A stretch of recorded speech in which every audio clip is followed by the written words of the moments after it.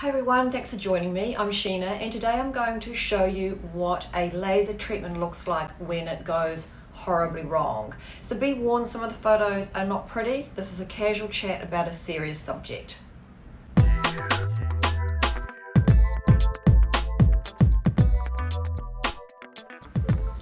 So welcome to the Beauty Protocol. I have created this channel especially for women over 50, where I share makeup, skincare and lifestyle tips designed to help you feel and look great.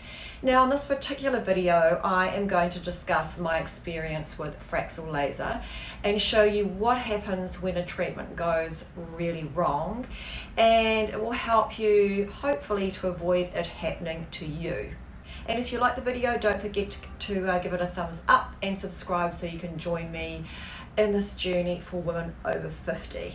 I had this particular treatment a while ago, but it's still very relevant. The reason I want to share this is that currently the number of people getting or wanting aesthetic treatments is skyrocketing. After all, you know, we have spent the last 18 months or so mainly at home and looking at ourselves in while we had Zoom calls or FaceTime, or we've had more time on our hands to inspect ourselves very closely in those horrible magnifying mirrors which show all of our flaws. And many of us can't get out to be distracted with things like meeting up with friends and family. So people are looking for a pick-me-up. And that's fine if you want to go and have a pick-me-up and have something done that makes you feel good. Now my story is about Fractional Laser, and if you're not sure what Fractional Laser is, it's a laser treatment that penetrates the skin causing micro injuries, which in turn trigger healing reactions in the skin, encouraging new collagen and elastin growth. And the benefits of that are that it softens fine lines and wrinkles, it reduces the appearance of scars, it improves skin texture and balances uneven skin tone, and also fades spots, brown spots, and can reduce stretch marks. So, you know, it sounds like an amazing treatment. Is it painful? Well, I'll discuss my experience shortly, where I will show you some pictures which I have to warn you are not pretty. I mean, when I look back at them, I even cringed. Normally, recovery and downtime should be minimal with Fractional Laser, with some redness, swelling and peeling afterwards to be expected, and it should settle down in around about a week. What about the risks? Because there are always risks. These include redness, which may last for several months, aggravation of existing conditions such as rosacea, which is a redness often around the cheeks, changes in skin color, which can be darkening or lightening of the skin, and these changes can be permanent and are most likely to occur in people who have dark skin. There is also a slight risk of permanent scarring. So my story started when I went to a well-respected medical clinic regarding my crepey neck texture. It was kind of bumpy, probably caused by sun exposure combined with genetics. Unfortunately, in my earlier years, I was all about sunscreen on the face and ignored my neck. Don't ever ignore your neck with sunscreen.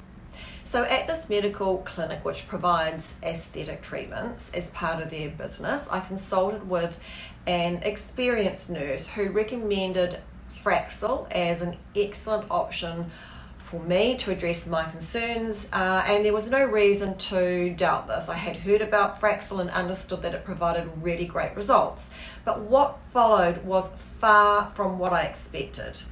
On the day of my treatment, to my neck and chest, it was numbed with a topical anesthetic, which is quite a normal practice.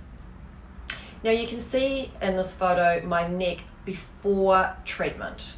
My neck was then marked into sections, and I was told that she would do 8 passes, so that means going over the same area 8 times with the laser. And again, this is quite normal. Now, the pain level. Keeping in mind the skin on your neck is thinner than the skin on your face. It's actually very delicate, similar to the skin around and under your eye area. The discomfort level for me was intense, even with the numbing cream, and my pain tolerance is pretty good. So the 8 passes over the treatment were torturous, like having a scorching hot knife being run backwards and forwards across your skin. Now, I'm sure some of you have had Fraxel and have not experienced a huge amount of discomfort, but that depends on a lot of factors. Okay, so here are the series of photos I took after the treatment. I was given a skin balm to rub on my neck, and I did expect some redness and for the skin to feel hot. No alarm bells were ringing at this point in time until the pain on my neck, on the left side particularly, was just so intense I could not bear anything to touch it.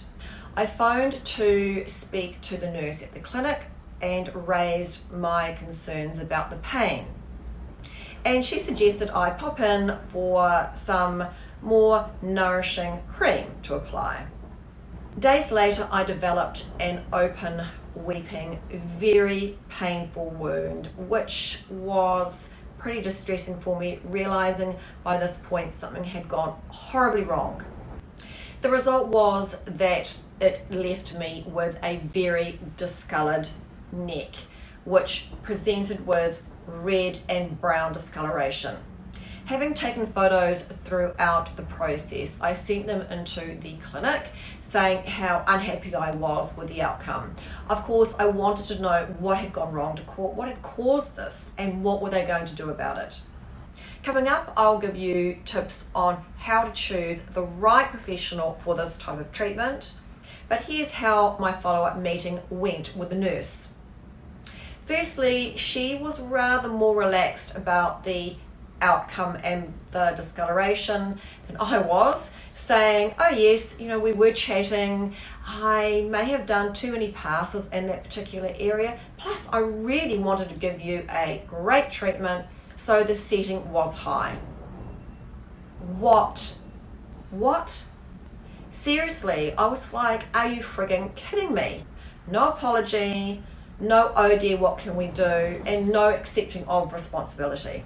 I took the matter to the senior staff member, who did apologise and refunded my money, but with no other offer of help with the damage that was left. So it was time for me to find a skin expert, and I just want to repeat that, skin expert, to consult over what had happened and the condition on my neck, which, trust me, the photos do not do justice to. I was really stressed. So I went to a leading skin expert who was appalled when he saw the photos and said, plainly, you were burnt, completely overcooked. He told me to apply for accident compensation, which the previous clinic had not mentioned to me at all. He had a laser, fortunately, which would help to fade the red and brown discoloration left from the Fraxel. In essence, the government compensation would cover the treatment to help restore my neck colour back to some kind of normality. Now, one of the reasons I was eligible for compensation is that I had been to a registered medical practice for the initial Fraxel treatment. And by chance, I had taken photos which clearly showed I was burnt. Had I not been eligible for compensation, it would have been a very costly remedial treatment. Here's what you need to know. The risks are twofold. The problem is that there are no regulations in New Zealand or many countries restricting who can buy and operate a laser. Secondly, the outcome depends on the operator. This means you may very well come across underqualified, inexperienced, and undermanaged operators. It's dangerous. In fairness to me, I did actually go to a professional clinic for my Fraxel treatment, but the nurse was gung-ho and really just overconfident. So how do you choose the right professional if you are considering a Fraxel laser treatment or any laser treatment? Rule 1, your safety is in the hands of the provider. Choose carefully. Rule 2, see a qualified provider such as a skin specialist, dermatologist, or plastic surgeon. They will advise you during consultation what type of laser treatment will give you the best results for your skin concerns. Personally, with treatments specifically involving the skin, I would in future only go to a dermatologist. Rule 3, do your research. Go to a well-respected clinic and read the reviews. Rule 4, ask how often they do laser treatments. Rule 5, ask the dermatologist if they will be doing the treatment themselves or will it be a nurse, in which case who will supervise the treatment to determine the correct settings. Rule 6, be sure to let them know your desired results and ask about the downtime, which can vary depending on your skin, the type of treatment, the type of intensity, and the area being treated. Sometimes it's better to have more treatments on lower settings with less downtime and less risk than the higher, more intense settings which have more downtime and more risk, which is evident by what happened to me. Rule 7, don't bank on your medical insurance covering the treatment if it's for cosmetic purposes, so be prepared to pay. Rule 8, ask how many treatments you'll need and at what cost. Fraxel is not a cheap exercise, costing between $500, if you're lucky, per session, up to $1,500 per session for the face alone. Multiple sessions are needed for the best results, and you can bank on around 2 to 4, possibly more treatments. How long do the results last? This is an interesting question because it varies and information is pretty vague. It depends a lot on how much you look after your skin and protect it after the treatment. Often a maintenance treatment is recommended, so there goes another $1,000 or so each year. If there was a silver lining for me, it was that I did not have the treatment on my face. I never considered it, but regardless, I really dodged a bullet. My neck discoloration, while hugely improved with the help of the restorative treatment, is still not 100% and never will be. Now, all this being said, this is not about putting you off having laser treatments because, in the right hands, these are excellent and the results are amazing. The point is, this is a warning to be very careful. If you've had Fraxel treatment yourself, please feel free to share your experience in the comments below and let us know whether you found it beneficial or if you had any problems and would you do it again.